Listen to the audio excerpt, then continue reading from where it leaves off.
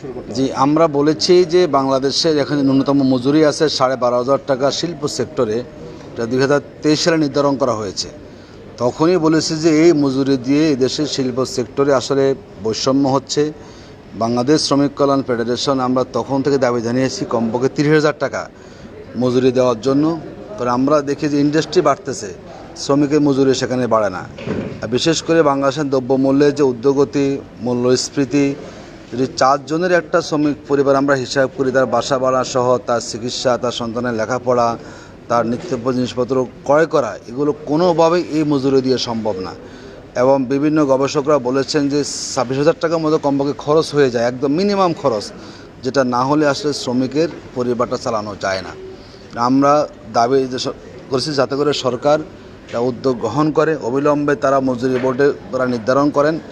এবং আরও অনেকগুলো সেক্টরেই কিন্তু অনেক কম মজুরি সেখানে আছে, যেটা সমাধানের জন্য আমরা এখন পর্যন্ত কার্যকর কোনো পদক্ষেপ আমরা সরকারকে আমরা গ্রহণ করতে দেখি না।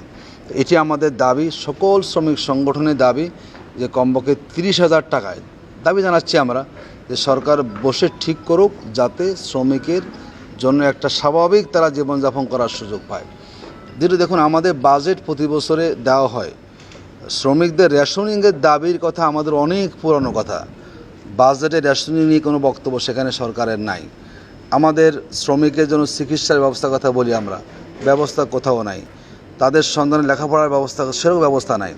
মানে প্রত্যেকটা জায়গাতে যেটা আমরা দেখি যে শ্রমিকের যে অধিকারগুলো আছে, দেখুন আমাদের শ্রম সংস্কার অনেকগুলো সেখানে সুপারিশ দিয়েছে। আমরা দলগুলোকে দেখলাম, সকল দলই কম বেশি তারা ইশতেহারে প্রণয়ন করেছেন। কিন্তু এখন যখন সরকারে এসেছেন, তখন সেই ইশতেহারগুলোর আলোকে যে শ্রমিকের দাবিগুলো, আমরা সেগুলো আসলে বাস্তবায়িত আমরা দেখি না। তার মানে আপনি কথা বলছেন, ওয়াদা করছেন, আপনার নির্বাচন ইশতেহারে আপনি দিচ্ছেন, কিন্তু কার্যকর যে পদক্ষেপটা আসলে বাস্তবে তা আমরা দেখি না। শ্রমিক ছাঁটাই প্রতিনিয়ত হচ্ছে, কারখানাগুলো বন্ধ হয়ে যাচ্ছে, শ্রমিকের মজুরি সেখানে বকেয়া পড়ে আছে, কিন্তু তার জন্য যে উদ্যোগ গ্রহণ করা রাষ্ট্রকে, তার জায়গা থেকে সংশ্লিষ্ট প্রতিষ্ঠানগুলোকে, অধিদপ্তরগুলোকে, সেটা আসলে খুব বেশি আমরা দিক পাচ্ছি না।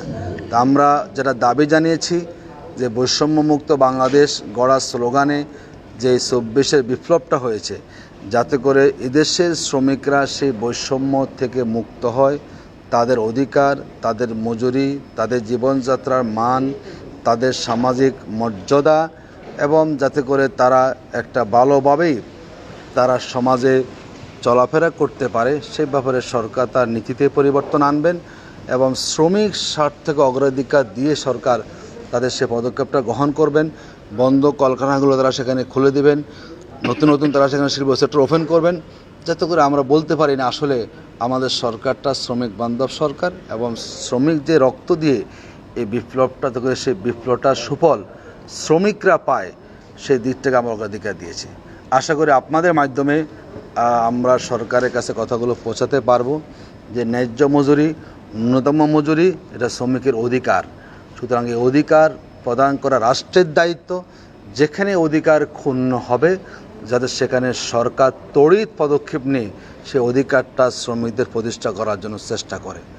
আর সরকারের যে বিলি বন্টনগুলো হয়, নানা জায়গায় আমরা বৈষম্যের খবর পাচ্ছি, যাতে সেখানেও শ্রমিকরা তার ন্যায্য হিস্সাটা পায়, এটিও সরকারকে ইনশিওর করতে হবে। ধন্যবাদ।